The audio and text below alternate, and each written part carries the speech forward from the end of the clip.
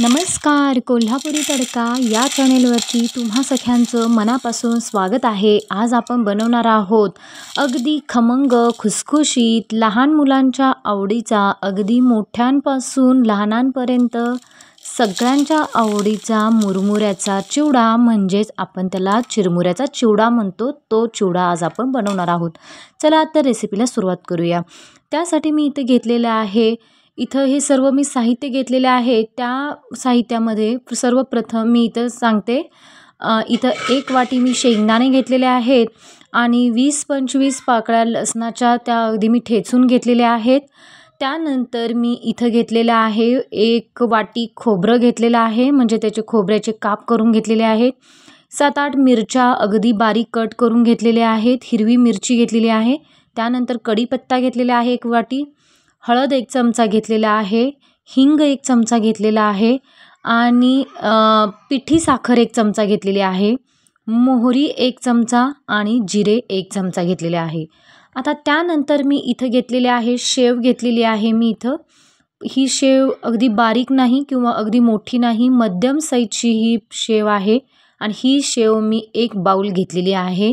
म्हणजे तुम्हाला जेवढं प्रमाण हवं आहे तेवढं तुम्ही घेऊ शकता, पण मी इथं 1 बाउल घेतलेले आहे. असं ह्या प्रमाणामध्ये मी सर्व साहित्य घेतलेले आहे. चला तर आता इथं मी अर्धा किलो प्रमाणामध्ये मी इथं मुरमुरे म्हणजे चिरमुरे घेतलेले आहेत. हे स्वच्छ निवडून घेतलेले आहेत आणि आता त्यानंतर आपण आपल्या रेसिपीला सुरुवात करूया. त्यासाठी मी इथं गॅसवरती अगदी मंद आचेवरती 1 चमचा मी यामध्ये मीठ टाकलेलं आहे. मीठ टाकल्यानंतर काय होतात, अगदी महिनाभर तुम्ही हा चिरमुऱ्याचा चिवडा अगदी खमंग कुरकुरीत राहू शकतो, अशी ही ट्रिक तुम्ही वापरायची आहे. चला तर त्यानंतर मी पॅनमध्ये 2 मोठे चमचे तेल टाकलेलं आहे आणि त्यानंतर यामध्ये 1 वाटी आपण जे शेंगदाणे घेतले होते ते शेंगदाणे आता आपण यामध्ये फ्राय करून घेणार आहोत, म्हणजे भाजून घेणार आहोत. जास्त भाजायचं नाही बघा, या पद्धतीनं असा फक्त चटचट उडले पाहिजेत आणि त्याचा कलर थोडासा चेंज झाला पाहिजे. अगदी कुरकुरीत खमंग असे हे शेंगदाणे आपण भाजून घ्यायचे आहेत. आता त्यानंतर त्याच पद्धतीने त्याच तेलामध्ये आपण हे खोबरं देखील, आपण जे खोबऱ्याचे काप केले होते ते देखील यामध्ये असे खमंग भाजून घ्यायचे आहेत. आता त्यानंतर हे पण खोबरं आपण जास्त करपवायचं नाही किंवा अगदी जास्त त्याला तेलामध्ये ठेवायचं नाही. जास्त तेलामध्ये ठेवलं तर त्याचा कलर पण चेंज होतो आणि खाताना टेस्ट देखील वेगळी लागते. त्यामुळे जास्त त्याला तेलामध्ये टाकायचं नाही, लगेचच त्याला आपण काढून घ्यायचं आहे, असं थोडंसं कलर चेंज होईपर्यंत. त्यानंतर त्याच तेलामध्ये मी 1 चमचा मोहरी, 1 चमचा जिरं टाकलेले आहेत. हे सर्व चटचटले की त्यामध्ये कढीपत्ता टाकायचा आहे आणि त्यानंतर आपण हिरवी मिरची जी घेतली होती ती मिरची यामध्ये टाकायची आहे. आता हे सर्व मिश्रण आपण परतवून घ्यायचं आहे आणि त्यानंतर याच्यामध्ये आपण टाकणार आहोत लसूण. आता हे लसूण आपण जो ठेचून घेतला होता तो लसूण यामध्ये टाकायचा आहे आणि हे सर्व साहित्य आता आपण एकसारखं भाजून घ्यायचं आहे. म्हणजे हे सर्व साहित्य अगदी कुरकुरीत, म्हणजे पूर्ण खरपूस होईपर्यंत भाजून घ्यायचं आहे. म्हणजे काय, हे जे मसाले आहेत ते अगदी कुरकुरीत झाले पाहिजेत. आणखीन ह्याच्यामधली जी मिरची आहे ती देखील अगदी कुरकुरीत बनली पाहिजे. त्यानंतर मी यामध्ये 1 चमचा आपण हळद घेतली होती, ती हळद, हिंगपूड जी आहे ती घालणार आहे आणि मस्त पुन्हा एकदा आपण हे परतवून घेणार आहोत. आता त्यानंतर आपण जे शेंगदाणे आणि जे खोबरं घेतलं होतं ते देखील यामध्ये टाकायचं आहे. याच्यामध्ये आपण चणा डाळ म्हणतो आपण, ती देखील आपण यामध्ये यूज करू शकतो. काजू बदामचे काप देखील यामध्ये आपण टाकू शकतो. त्यानंतर हे सर्व साहित्य आपण एकसारखं परतवून घ्यायचं आहे. म्हणजेच काय, खमंग पूर्ण हे मसाले एकजीव झाले पाहिजेत. आता त्यानंतर आपण याच्यामध्ये चवीपुरतं मीठ टाकणार आहोत.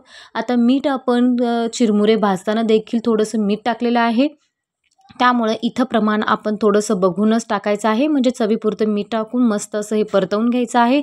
आता हा मसाला पूर्ण तयार झालेला आहे. आता यामध्ये आपण टाकणार आहोत चिरमुरे. म्हणजे मी हे चिरमुरे एका भांड्यामध्ये काढलेले होते, ते त्याच भांड्यावरती मी हे मसाले जे आहेत ते टाकून घेणार आहोत आणि मस्त असं खमंग असं ह्याला मस्त उलटाण्यानं हलवून घ्यायचं आहे.